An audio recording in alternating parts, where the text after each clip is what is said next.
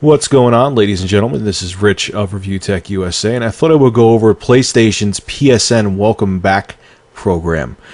I see a lot of extremes on both sides. The anti-PlayStation side is really attacking Sony, and I think it's over the top.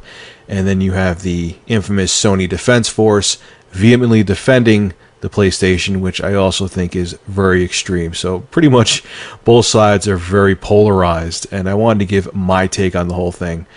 But anyway, before I go into the opinion side of this video, I want to talk about the games they're giving away. So if for the PlayStation 3, if you don't own these games, they're really good games too. You could pick up 2 of these 5. They have Dead Nation, Infamous, Little Big Planet, the original, not the second one, Super Stardust HD, and Wipeout HD plus Fury.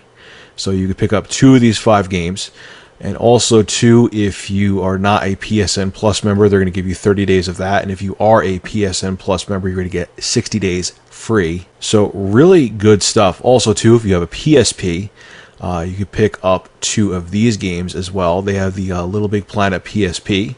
They have Mod Nation Racers PSP, Pursuit Force, and they have Killzone Liberation. So you could pick up 2 of those 4 games for your PSP if you own a PSP. So the bottom line is Sony realized they screwed up big time, and this package, this welcome back package, I think is amazing. It's well above and beyond anything I thought they would give, even though I thought they should give something like this. But I really commend Sony for this. They realized they made a mistake, and they are doing something to keep their consumers faithful and happy. But of course, I have to go after the Sony Defense Force. I have to give a shout out to Solid Rev. I saw his video regarding this topic, and he made some really good points, and I thought I wanted to give my take on it due to his video. So the reason this video is being made is because of him.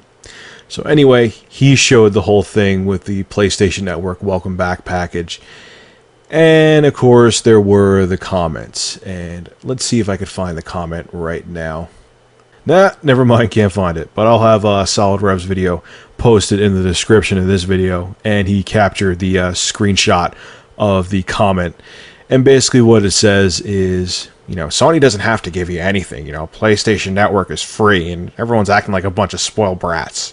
And let me bring the Defense Force back down to planet Earth. First off, the fact that Sony did not have a proper firewall in place with the PlayStation Network means that they rushed the network because they wanted to get it out with the launch of the PlayStation 3 to keep up with the Joneses, aka the Xbox 360.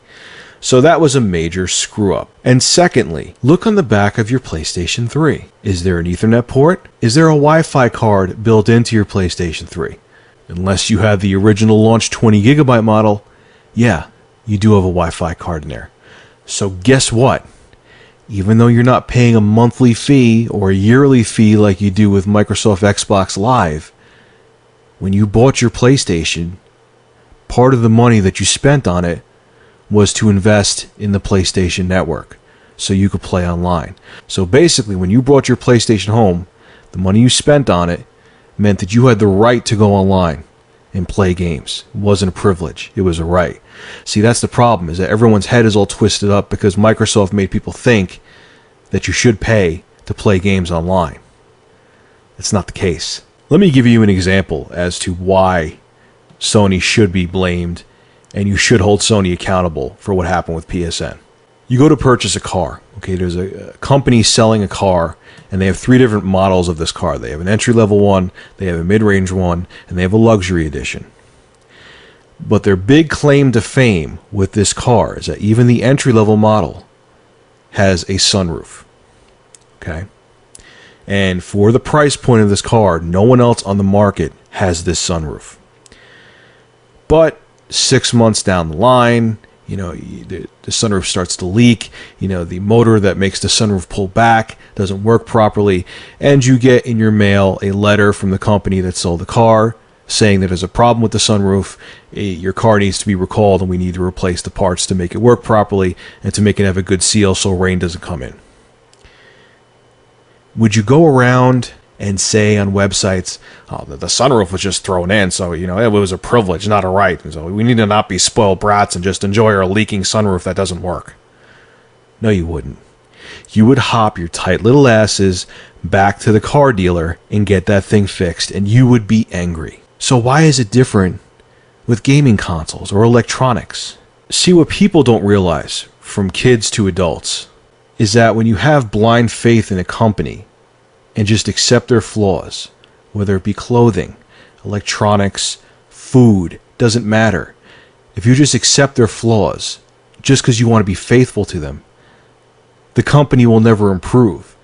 If something happens that makes you unsatisfied with the company's product and you don't point fingers, they don't learn their lesson and they don't improve. And when millions of people will blindly defend Sony or that car company I was just talking about, the make-believe one, if it did exist and people just blindly defended them, they're not going to try to think ahead and see what they can do to improve their product for the customer. Because they'll just say, hey, we could just keep shoveling them shit and they'll buy it. Just because you point your finger at a company doesn't take away your faith and solidarity to their product or brand. It just shows that you demand more and you demand better. And to all the Microsoft fanboys having a field day, like a party, a celebration, because PSN was down for almost a month.